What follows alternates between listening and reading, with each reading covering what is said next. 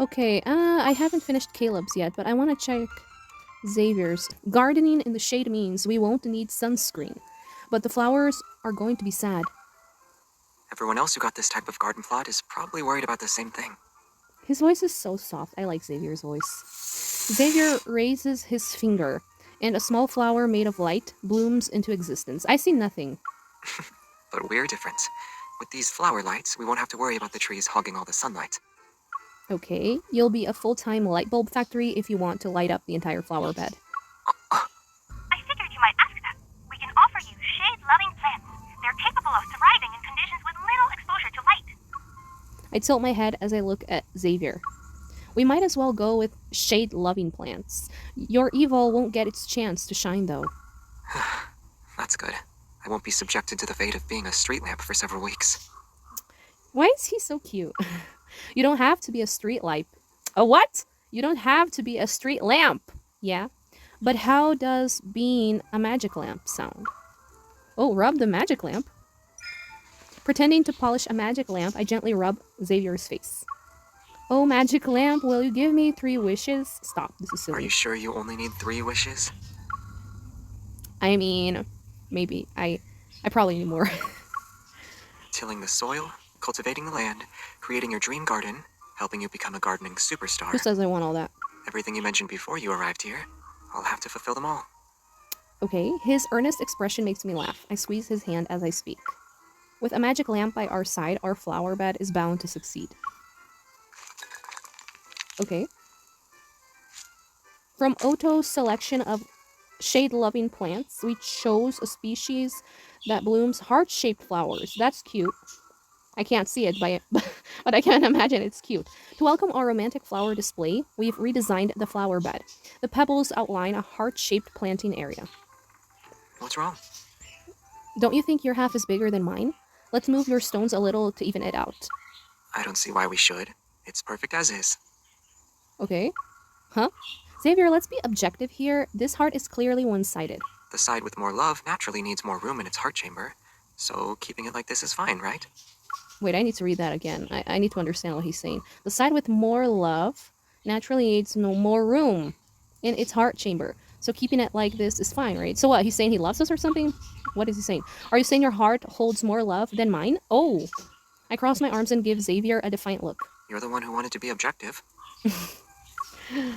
That's not what I meant. Just you wait. He's so cute. After expanding my half to the heart chamber, I dust off my hands. I'm satisfied with my work. Does this prove I care about you more? Oh my goodness. Xavier carefully examines my garden expansion. Then he gently takes my hand to brush off the dirt on it. Yeah, I feel like I'm drowning in your love.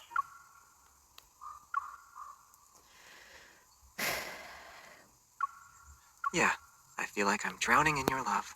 I mean, you know, I'm a simp for Caleb, but Xavier, I mean, is making me feel things. But if we really want to settle this, I'm afraid we'll end up filling the entire forest with flowers. Oh. However, when I return to the treehouse to rest, I notice Xavier's half of the heart-shaped garden is bigger than mine again. Xavier, did you secretly expand your side while I was working on mine? I don't know. Maybe a kind genie granted my wish.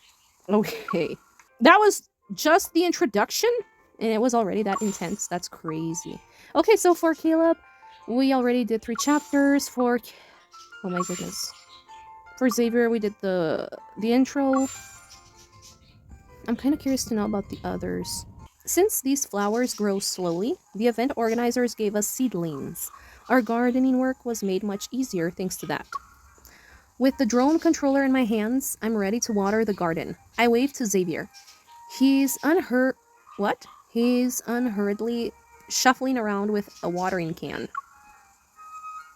Are you sure you want to use that little watering can? The garden isn't that big. I might be done by the time your drone gets off the ground. Oh, okay. The watering can is probably for people like you, who still use physical keys instead of smart locks. I handled plenty of equipment like this at the association. Should we see who can water the garden first? With a series of practice movements, the drone quickly takes off and glides smoothly into the garden. Xavier, look up.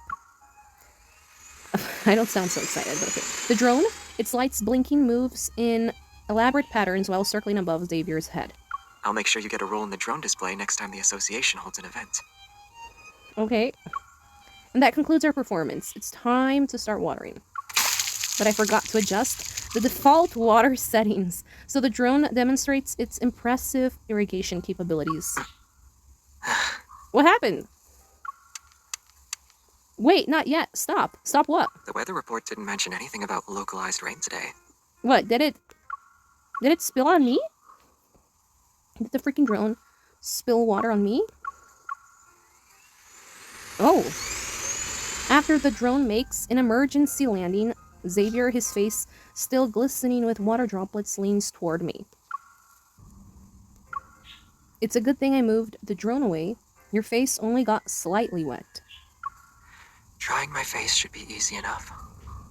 Okay. Oh! Ah!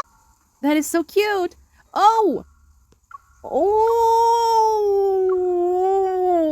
Before I can find any tissues, he takes my hand and gently uses it to wipe away the water from his face. What is this? What is this? Aren't we supposed to garden? Or are we gardening or something? Look at his face! How many screenshots am I taking? I don't know. The light refracting through each droplet creates tiny worlds. I can't help but feel mesmerized. I am mesmerized. Look at his eyes. They're so pretty. Did you get everything? I can still feel the water sliding down my face. Stop! I'm not a simp for you, Xavier. Well, yes, I am actually, but he's second. In second place. First Caleb, then Xavier. Yeah, oh my goodness. That was so random. After finishing up our work, watering, fertilizing, and pest control, we follow the bird's example and retreat to our nest for the night. Huh? Does this room play music automatically? No, it's from me. Oh, okay. I'm glad you're not playing Careless Whisper, because that would be weird. I memorized the melody, so I'll play it for you when we're home. Aw, okay. What is that? Oh! What are we gonna do? I take the... Oh, look at... Oh, that is so cute! That is so freaking cute! Stop! Why can't we do that to Caleb? That's unfair! Check this out. Don't you think the view is gorgeous at every angle? Oh, you need to look at it from the skylight. What are we even looking at? I make Xavier turn his head until he completes a full circle. I feel like I just spun a globe. Yeah, I got to see a perfect shot of the galaxy and experience a planet's rotation and revolution. Why am I embarrassed? Why is this so cliche? Being here with a tranquil forest and starlit sky. It really feels like we're living in a fairy tale. It's almost like living without the internet or worldly possessions.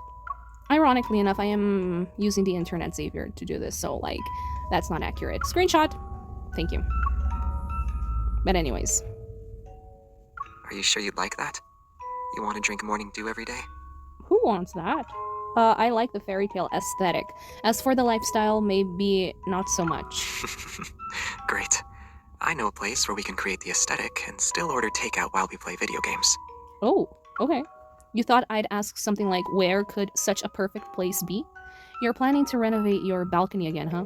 Moving an entire forest there might be difficult, but with enough plants, a starry sky, and of course... Ah! What? His kiss on my cheek? Feels like... Oh my goodness. What kind of fanfic is this? His kiss on my cheek feels like the caress of the first morning dew. A heartfelt gift from the gentle fairy. Why are we having all of this insane moments with Xavier? And Caleb didn't do that to us. Oh my goodness. I feel robbed.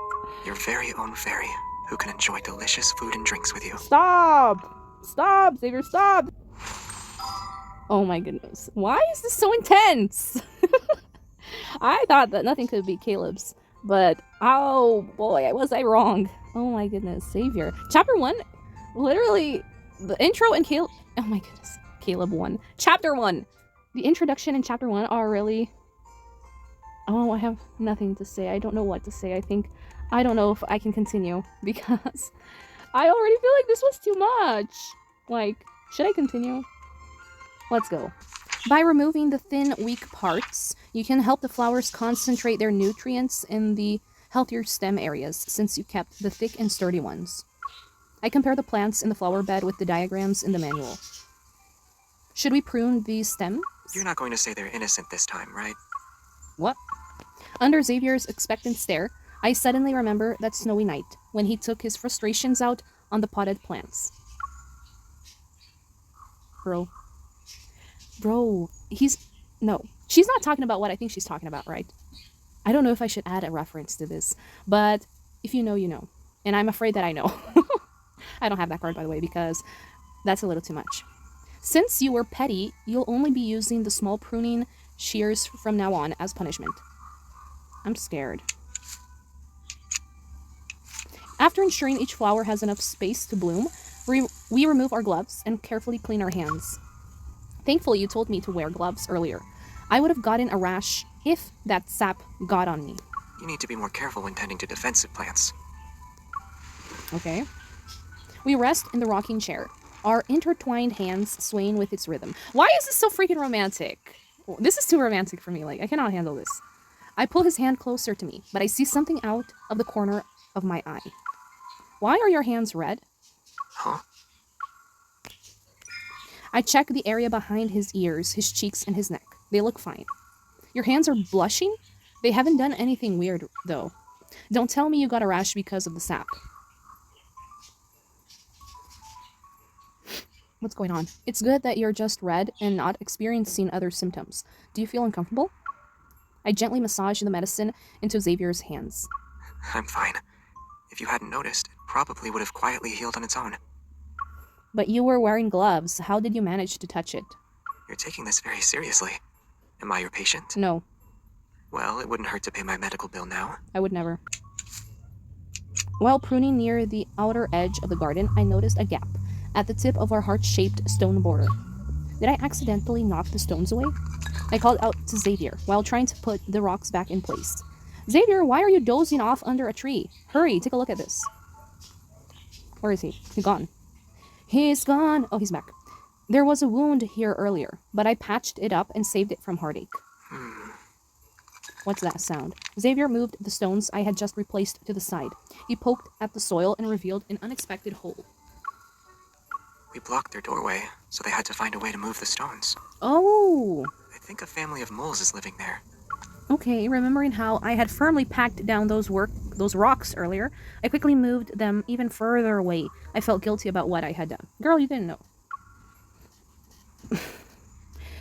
Did you take off your gloves when you picked up the amber? You weren't wearing them when you walked over. The amber needs to be preserved. I couldn't let any residue from the gloves touch it.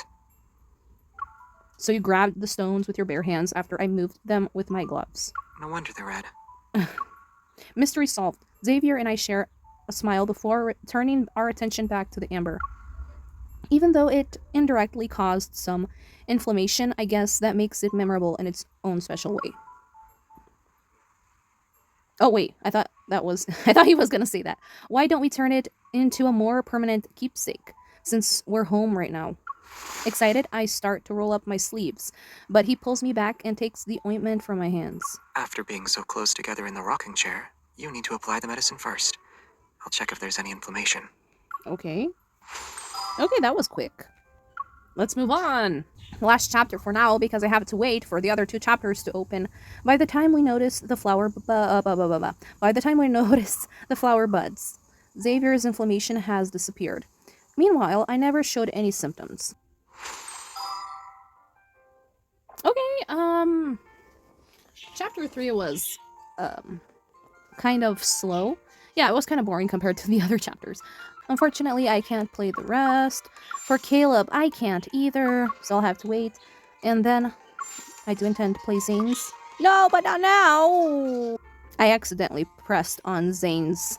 And we're back with Xavier, so let's go. Chapter 4 and the last chapter. Let's go. The flowers have been looking rather listless lately, so Xavier and I crouch down to investigate. Mushrooms. There are mushrooms everywhere. I like mushrooms, especially when I eat lasagna. By the way, I like his outfit. Xavier, I think we're witnessing a mushroom invasion.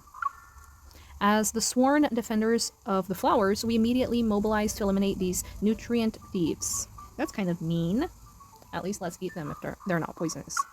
I was actually grateful for the rain. It saved us the trouble of watering the garden for a few days. What about now? Are you wishing you ate those rain clouds like they were cotton candy? What are we even talking about? Xavier picks the mushrooms. His fluffy hair somehow resembles a mushroom cap. He looks like a mushroom. Okay, I wouldn't say I hate them. I'm still grateful. I find myself unconsciously moving closer to Xavier. The pace in which I'm picking mushrooms becomes slower and slower. By the way, did you finish reading Safety First, Edible Mushrooms? Yeah. You can say I possess half of an expert's knowledge. Okay. Are there any mushrooms that look harmless but make you sleepy after you eat them? You're thinking of poisonous mushrooms. They're not exactly... Before I can finish, he digs up a mushroom and holds it out to me. Take this, for example. It looks like an acorn, but one bite is enough to make you pass out. How do you know? You found someone of the same kind in the mushroom world. Huh? It's too dangerous for my liking. We should be careful. So what about the mushrooms that are hard to find, but glow in the dark? They exist. You wouldn't find them here, though. But... The small mushroom in his hand suddenly lights up. It's like a mushroom-shaped lamp that was turned on. Do you mind if I bend the rules a little? What about... Oh, I sneak up on the oblivious mushroom. Quick like a lightning strike, I bring the empty basket down on his head. What was that for? That was so random. None of them were the mushroom I wanted. My Xavi... I'm cringing just by reading this. My Xavi-shroom was here this whole time. Why is this cute? Why is this embarrassing and cringy? Why is this so cute and sweet? Why didn't we get these moments with Caleb? Like... Oh my goodness. Why is she being so nice with Xavier? But clearly with Caleb, she was like friend-zoning him. I cannot understand this. This is revolting. Anyways, I had to rant. I had to vent a bit, okay? I woke up Silver. He was sleeping. I can see his eyes twinkling like stars from the gaps in the woven bamboo basket. You know, there's only one Xavi-shroom in the world, and since you already picked him... Oh! Suddenly, I can't see a thing. The hunter has become the hunted. I'll be picking you this time. Is this? You know, there's only one Xavi-shroom in the world, and since you already picked him, I'll be picking you this time. Why is his voice like this? It's so nice. Oh my goodness. What is this? I'm sorry, Caleb, but Xavier's story is proving to be better. Writers, what have you done? The great mushroom hunt is a success. Xavier holds his spoils close to his chest. We'll have fresh wild mushrooms for dinner. Trust me, I know which ones are safe to eat. I hope so. I point to the wooden sign outside the flower bed that says, "Do not eat wild mushrooms." Yeah, wild mushrooms are risky and troublesome. Homegrown ones are much better. They're safe, tasty, and don't need to be cooked. Right, Xavi-shroom? I'm not a homegrown mushroom, though. I'm your average wild fungus who's only harmless to you. Okay. So you can enjoy what I have to offer without worry. I mean, whatever you say, handsome. This is ridiculous! Anyways, the ending for Xavi-shroom... Oh my goodness, this is beautiful. That's why we're screenshotting it. As the event draws to a close, we fill up small pouches with flower petals to make sachets. Once we seal them, the wind collects the remaining petals from the table. Following the dance of scattered petals, Xavier and I step into a garden blooming with flowers. Oh, I like his fit. It's so white. Are we getting married or something? We just created this sea of flowers, and now we have to say goodbye. I wish this moment could last a little longer. We should wait for a giant drop of sap to fall. Then we'll be preserved forever in amber. What is he saying? Okay, maybe not that long. Oh! Oh! I like him in white. I feel an arm around my waist! I'm pulled into an embrace that's softer than flower petals? Are you kidding me? If the sap really did fall, Okay. then we'd be just like this. We'll be together for many, many years. Yeah, but you'd probably die. You're gonna stay stuck. His cheek brushes against my hair, like a butterfly lingering on a flower. Okay. I guess it'd be romantic if we ignore the whole suffocation part. Most people don't laugh when they're having a romantic moment. I try my best to keep a straight face and steal a glance at Xavier. Yet as soon as our gazes meet, we burst into a fit of laughter. Never mind. I prefer us being able to move and laugh like this. What was that laugh? I need to hear that again. Never, never mind. What was that laugh? Kind of evil, if you ask me. Okay. Oh! While I'm adjusting my camera from a high vantage point to take some last-minute photos, something catches my eye. Am I seeing things? Why is that flower moving? Xavier, I think there's a wanderer in the flower bed.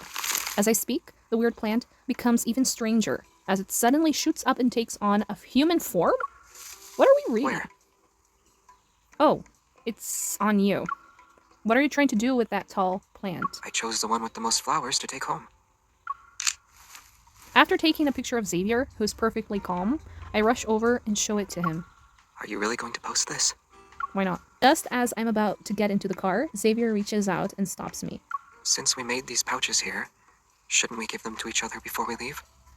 His voice is so soft, I can't stop saying that. I almost forgot. Give him the pouch. Okay. Oh! Taking the pouch he gives me, I turn it this way and that. I can barely recognize it. Is this really the rabbit pouch I helped you pick out? It's so full that it looks like a chubby bun-bun. Well, someone said that whoever puts the most heart-shaped petals in their pouch gets to give out more love. It looks like you put in more than I did. Keeping their petals in the pouch is similar to what their flower represents. The preservation of our feelings. Okay.